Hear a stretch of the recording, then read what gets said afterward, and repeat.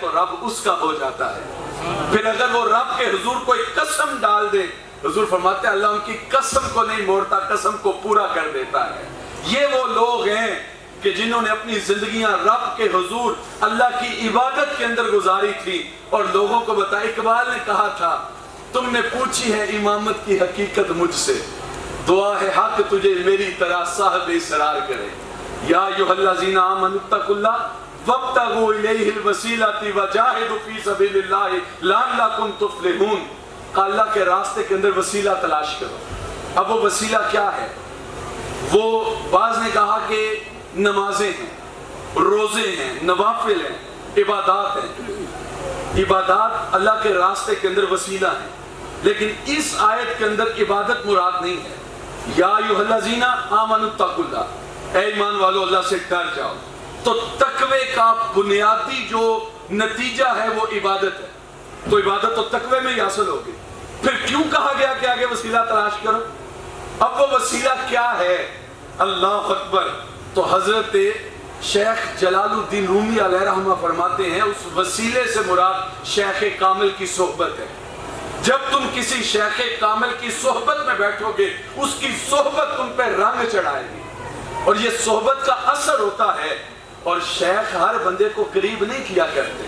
ایک پیر صاحب تھے تو ان کے پاس مرید ہونے کے لیے لوگ آتے تو وہ بیعت کرتے، لیکن کسی کو حجرہ خاص تک رسائی نہیں دیتے تھے۔ لیکن ایک شخص اس نے بیعت کی تو آپ نے اسے حجرہ خاص تک رسائی دے دی۔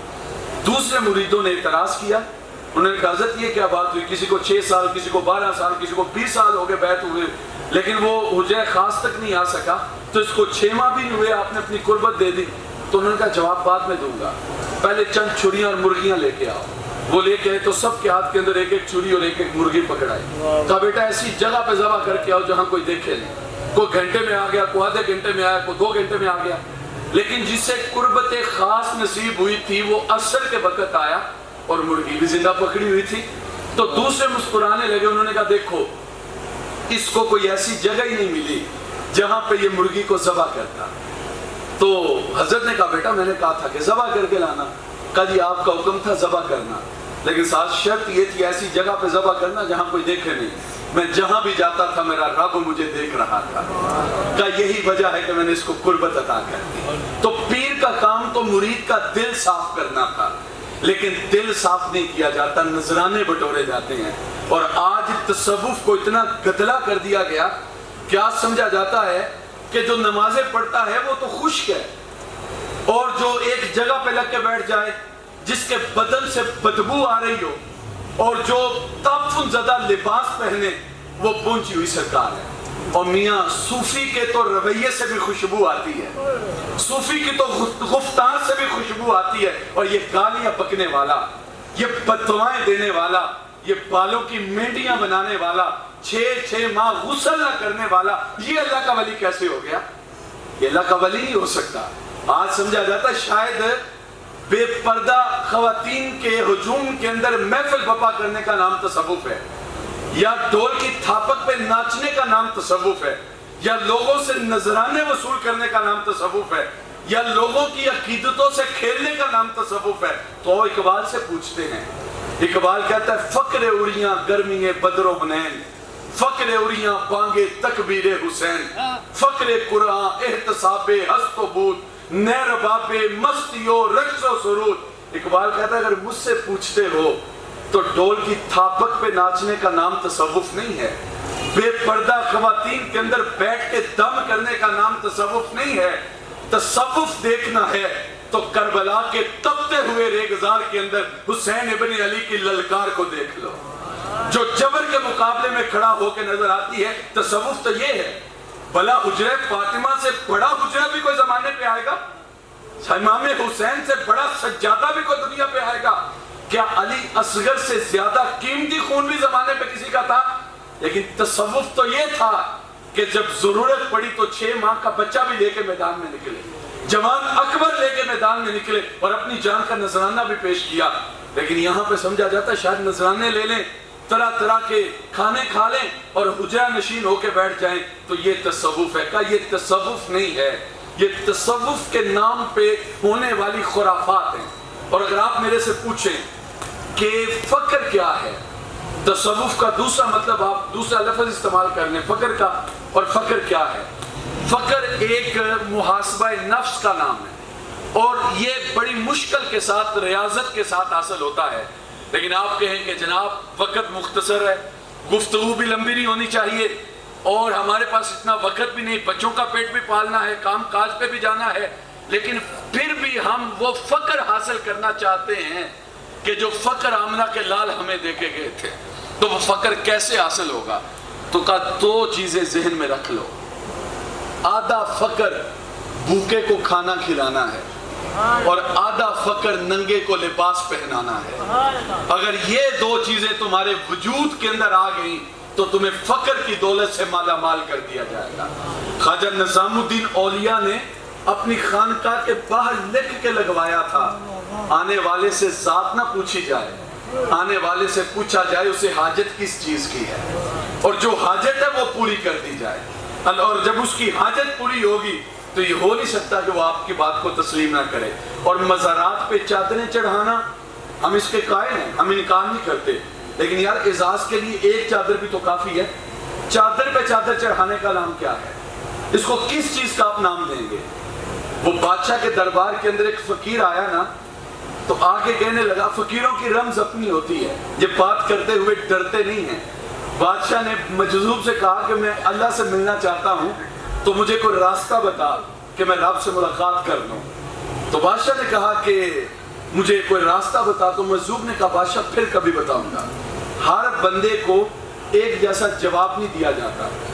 حضرت امام مالک کی بارگاہ میں ایک خاتون آئی اور مسئلہ پوچھا کہ حضرت میں رات کو چاندنی کے اندر سوت کاٹتی ہوں اور سوت کاٹتی ہوں تو رات کو جب بادشاہ کی سواری گزرتی ہے تو کافوری شمع دان لیے خادم آگے آگے چلتے ہیں, تو چاند کی چاندنی میں کاٹا ہوا سوت اور چراغ کی روشنی میں کاٹا ہوا دونوں کے اندر فرق ہوتا ہے, تو کیا میں دونوں کو ایک ہی قیمت پہ بیچ سکتی ہوں یا جو اچھا ہے اس کو زیادہ قیمت پہ بیچ سکتی ہوں؟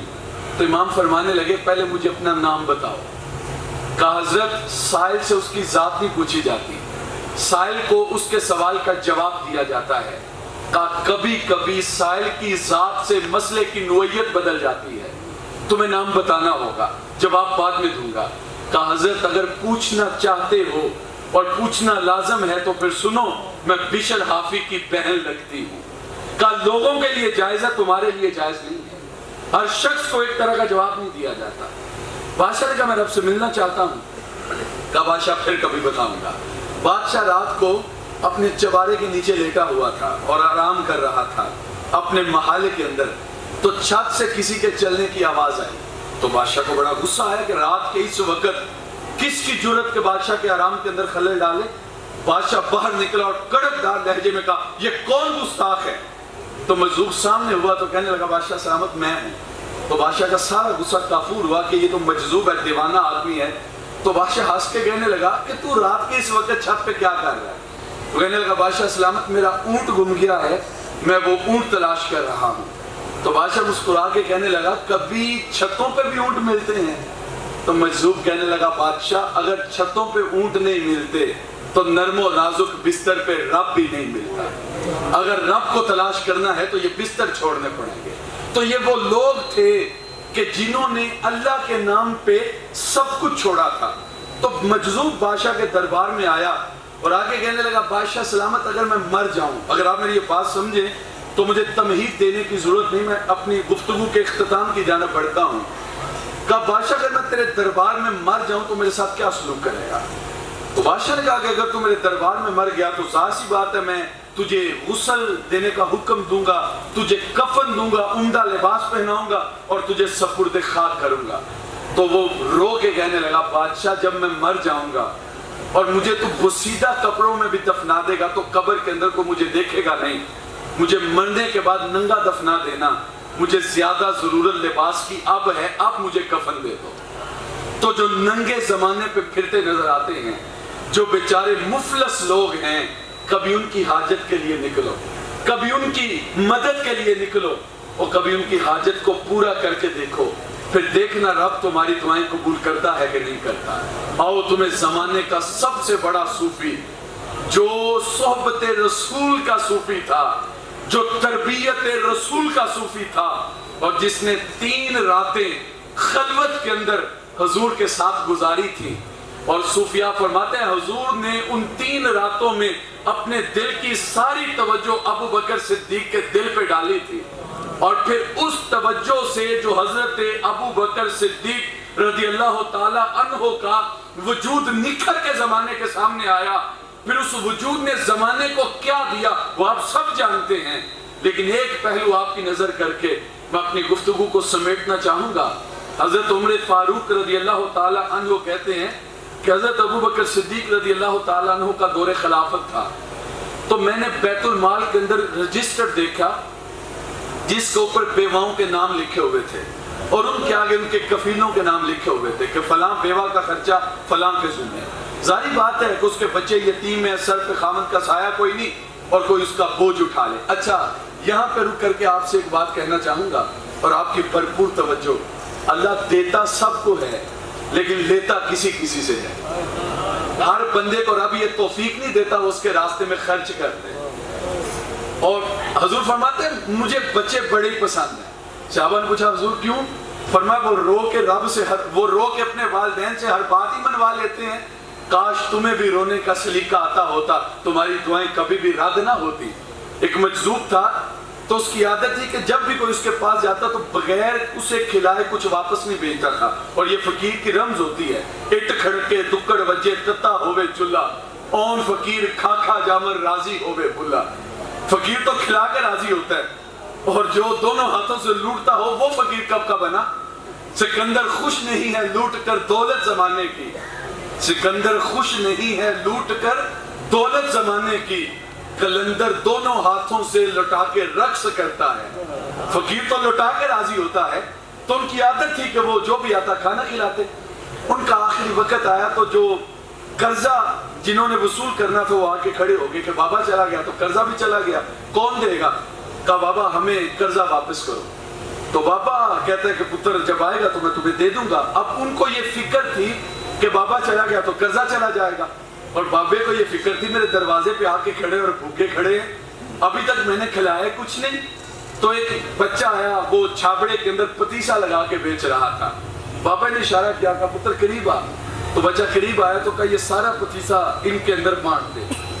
اس نے سمجھا کہ سارا دن میں نے پھرنا تھا، تھکاوٹ سے بدن کو چور کرنا تھا، اور پھر یہ پتیسا بکنا تھا، یہ تو ایک جگہ پہ سیل ہو گیا، یہ تو بڑی اچھی بات ہے. تو ان سے سارا تقسیم کیا اور بابے سے کہنے لگا بابا جی پیسے. کہا پتر یہاں پہ کھڑا ہو جائے، جب ان کو ملیں گے تو تجھے بھی مل جائیں گے. وہ تھوڑی دیر تو کھڑا رہا، پھر کہنے لگا بابا جی پیسے. کہا پتر جب ان کو دوں گا تو تجھے بھی دے دوں گا. وہ پھر تھوڑی دیر کھڑا رہا، تیسری بار کہنے لگا بابا جی پیسے. کہا پتر تجھے کہا ہے جب ان کو دوں گا تو تجھے بھی دے دوں گا. تو وہ زاروں کی طرح رونے لگا. کہا میری زندگی کی کمائی تو یہی ہے، سر پہ باپ کا سایہ کوئی نہیں، ماں یہ تیار کر کے دیتی ہے، راس المال بھی یہی ہے، جتنا تھا میں نے انویسٹ بھی کر دیا، اب پیچھے پڑا بھی کچھ نہیں ہوا. کل کیا لے کے نکلوں گا اور شام کو کیا کھانے کے لیے لے کے جاؤں گا مجھے نہیں پتا، مجھے تو پیسے چاہیے. بچہ رونے لگا. جب بچہ رویا تو بابے نے ہاتھ اٹھایا، کہا اب کرم کر بھی دے. ابھی بابے نے منہ پہ ہاتھ نہیں پھیرے تھے، ایک شخص اشرفیوں کی تھیلی لے کے نذرانہ دینے کے لیے آ گیا. قاضی یہ نذرانہ ہے قبول فرمائے. بابے نے وہ نذرانہ لیا، پہلے بچے کو دیا پھر سب کو دیا. ایک شخص آگے بڑھا، قاضی بات سمجھ نہیں آئی. کہا وہ کیا؟ کہا اگر آپ نے دعائیں کرنی تھی تو آپ پہلے کر دیتے. کہا پتر پہلے کرتا تو شاید قبول نہ ہوتی. کہا وجہ کیا ہے؟ کہا پہلے تمہارے اندر کوئی رونے والا نہیں تھا، ایک رونے والا آیا، اس کے صدقے سب کا کام بن گیا. اللہ اکبر. تو یہ وہ لوگ ہیں کہ جو رب کے حضور دعائیں، التجائیں، منتیں کرتے ہیں اور دنیا کے لیے اپنے مریدوں کے لیے دعائیں کرتے ہیں. تو اللہ دیتا سب کو ہے. مجھے بتائیے ایک شخص اربوں پتی ہے لیکن دروازے پہ سائل آئے تو جھڑک کے نکالتا ہے، اور دوسری طرف ایک مزدور ہے 800 کی دہاڑی لگا کے آیا، راستے کے اندر مانگنے والا ہے تو اس نے 10 نکال کے اسے دے دیے. تو دونوں میں سخی کون ہوا؟ اربوں والا یا 800 والا؟ تو پھر غنا کا تعلق دولت کے ساتھ تو نہ ہوا. مالا والے سخی نہیں ہوندے تے سخیاں کول کدے مال نہیں ہوندا، اتھے اوتھے دوویں جہانی سخی کدی کنگال نہیں ہوندا. بابا اشفاق احمد کہتے ہیں کہ میرے ساتھ میرے والد گرامی تھے تو ہم تخیر سے گھر واپس پلٹے تو رات کا پچھلا پہر تھا, ہم نے کوچوان لیا, ٹانگے والا ساتھ لیا. تو جب اپنی منزل پہ پہنچے تو جو کرایہ بنتا تھا 2 آنے زیادہ دیے کہ بیچارہ ہمارے لیے رات کو نیند چھوڑ کے ہمیں منزل تک پہنچا کے گیا, تو چلو 2 آنے زیادہ دے دوں. تو کہتے جب میں نے اسے کرایہ دیا تو وہ جانے لگا تو میرے والد گرامی مجھے کہنے لگے کہ پتر اشفاق تھوڑے سے اور زیادہ دو. تو میں نے کہا ابا جی جو پہلے کرایہ بنتا تھا میں نے تو پہلے ہی اس سے زیادہ دیا. تو میرے والد گرامی مسکرا کے کہنے لگے پتر تم کیڑا کولو دینے نے, تم ہی تے دیتے چو دینے نے. جب وہ دیتے ہوئے حساب نہیں کرتا تو تم دیتے ہوئے حساب کیوں کرتے ہو. مولانا رومی علیہ رحمہ فرماتے جب کبھی یہ خیال آئے نا کہ کون حقدار ہے کون نہیں, ہر بندہ مانگنے والا, یہ سفید پوشی کا بھرم ٹوٹ کے رہ گیا. ہر بندہ ہی سوال کرتا ہے, سمجھ نہیں آتی کس کو دے کس کو نہ دے. اور کچھ بیچارے مفلس ایسے بھی زمانے پہ بستے ہیں, بچوں سے کہتے ہیں بھوک کاٹ دو لیکن مانگیں گے نہیں. جب کبھی کام ملا تو مزدوری کر لیں گے اور بچوں کو بھوکا سلا دیتے. کبھی ان کے دہلیز تک بھی تو جاؤ, کبھی ان کو بھی تو جا کے پوچھو کہ تمہاری زندگی کیسے بسر ہوتی ہے. یہ جو بجلی کے بلوں نے طوفان توڑا ہے اور یہ مہنگائی کا جو طوفان ہمارے اوپر برپا کر دیا گیا اور ہماری نکمی حکومتیں جو ہمارے اوپر مسلط کر دی گئی, یہ اللہ کا عذاب نہیں تو اور کیا ہے. اور آج ہر بندہ تنگ ہے اپنی زندگی سے, اور روز نت نئی خبر سوشل میڈیا پہ آپ بھی دیکھتے ہیں ہم بھی دیکھتے ہیں کہ آج فلاں بندے نے خودکشی کر لی, آج فلاں بندے نے خودکشی کر لی. کیا یہ قیامت کے دن عمراء کا گریبان نہیں پکڑیں گے کہ ہم تو تمہارے دروازے پہ آئے تھے لیکن تم ہماری مدد ہی نہیں کرتے تھے.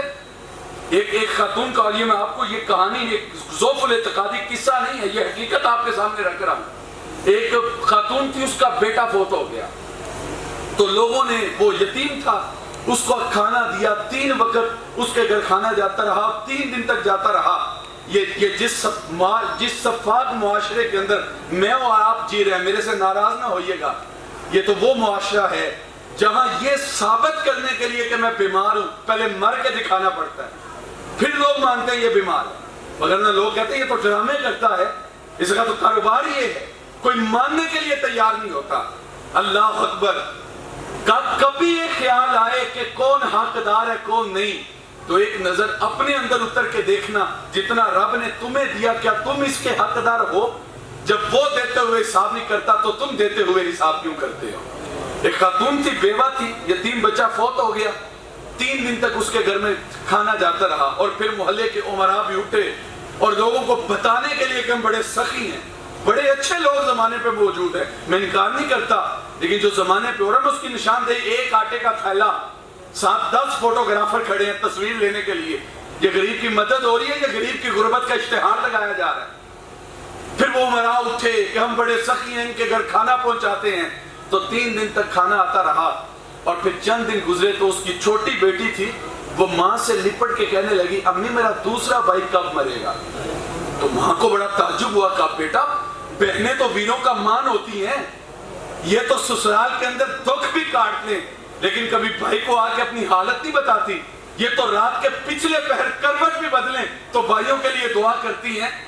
یہ تو کھاتی اپنے خامد کا ہے, پہنتی اپنے خامد کا ہے, رہتی اپنے خامد کے گھر میں ہے, لیکن جب بھی ہاتھ اٹھاتی ہے کہتی ہے اللہ میرے ویر دی خیر کری, اور تم بھائی کے لیے موت مانگ رہی ہو, خیریت تو ہے. کہا جب پہلا بھائی مرا تھا تو پیٹ بھر کے کھانا ملتا تھا, اب دوسرا بھائی مرے گا تو شاید پھر کھانا ملے. یہ معاشرہ جس کے اندر میں اور آپ جی رہے ہیں, اور یہاں میں کوئی تصور باقی بچتا ہے کہ ہم پھر وہ کام کریں گے جو شریعت سے متصادم ہو اور لوگ دین سے دور ہوتے چلے جائیں.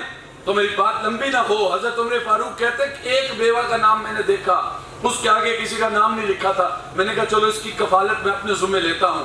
میں نے پتہ کیا, دروازے پہ دستک دی, اندر سے آواز آئی کون؟ کہ عمر بن خطاب. کا کیا کام ہے؟ اب تم بیوہ ہو, بچے یتیم ہیں, اگر کسی چیز کی ضرورت ہے تو میں لا کے دینے کے لیے تیار ہوں, اور یہ میں صدقہ نہیں کرتا, یہ میں اپنے رب کی رضا کے لیے کرتا ہوں. کہا ہمیں کسی چیز کی کوئی حاجت نہیں ہے. کہا عجیب بات ہے, سر پہ خامد کا سایہ کوئی نہیں اور حاجت بھی کوئی نہیں. کہا ایک شخص آتا ہے, بکری کا دودھ بھی دھو کے جاتا ہے, جلانے کے لیے لکڑیاں بھی لاتا ہے, کھانے کے لیے راشن بھی لاتا ہے, اور مشکیزے کے اندر پانی بھی بھر کے دے کے جاتا ہے. اللہ اس کا بھلا کرے, جب سے آتا ہے ہمیں کسی چیز کی تھوڑی نہیں بچی. کہا وہ کون ہے؟ کہا میں اس کا نام نہیں جانتی. کا چہرہ پہچانتی ہو؟ کا جب بھی آتا ہے منہ چھپا کے آتا ہے۔ اللہ اکبر۔ کہتے میں نے خیال کیا کہ شاید آج آ گیا ہو کل نہ آئے، میں دوبارہ پھر گیا تو پھر وہی جواب ملا۔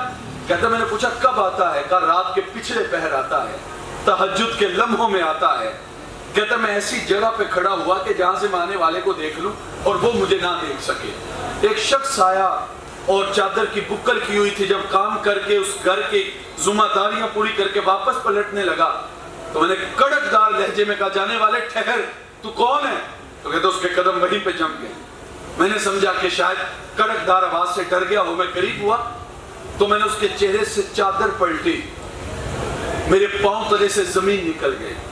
جب میں نے چہرے سے چادر پلٹی، جو رات کے وقت آ کے یتیم بچوں کی خدمت کرتا تھا، بیوہ کی کفالت کرتا تھا، وہ کوئی اور نہیں تھا، وقت کا خلیفہ ابو بکر صدیق تھا۔ کہتے ہیں حیرت ہوئی، عجیب بات ہے، چہرہ چھپایا ہوا ہے۔ اور پھر کہتے ہیں اس پہ حیرت ہوئی کہ جوتے بھی نہیں پہنے تھے۔ میں نے کہا حضرت جوتے ہیں نہیں کہ پہنے نہیں؟ کہا کسٹن نہیں پہنے۔ کہا وہ کیوں؟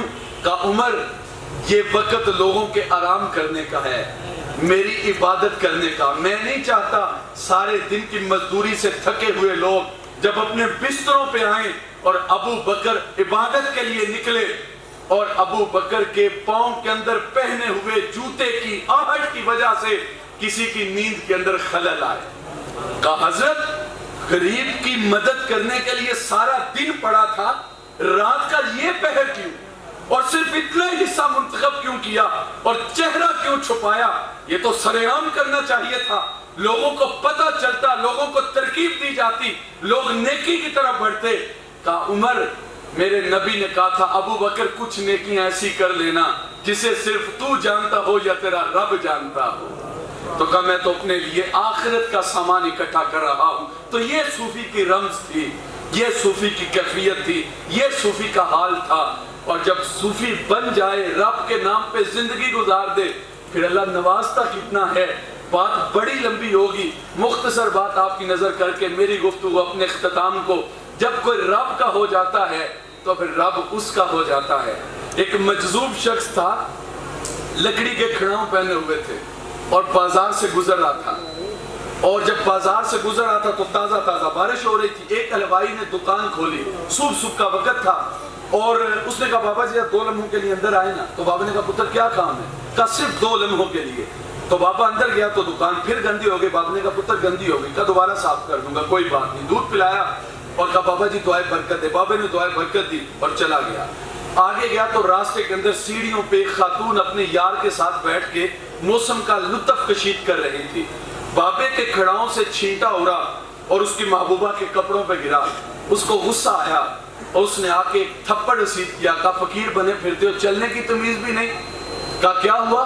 کہا میری محبوبہ کے کپڑے گندے ہو گئے۔ تو بابے نے یوں آسمان کی طرف رخ اٹھا کے کوئی بات کی اور آگے چلا گیا۔ وہ کپڑے بدلنے کے لیے سیڑھیوں پہ چڑھنے لگی، موقع پہ پاؤں ایسا پھسلا گری، موت واقعہ ہو گئی۔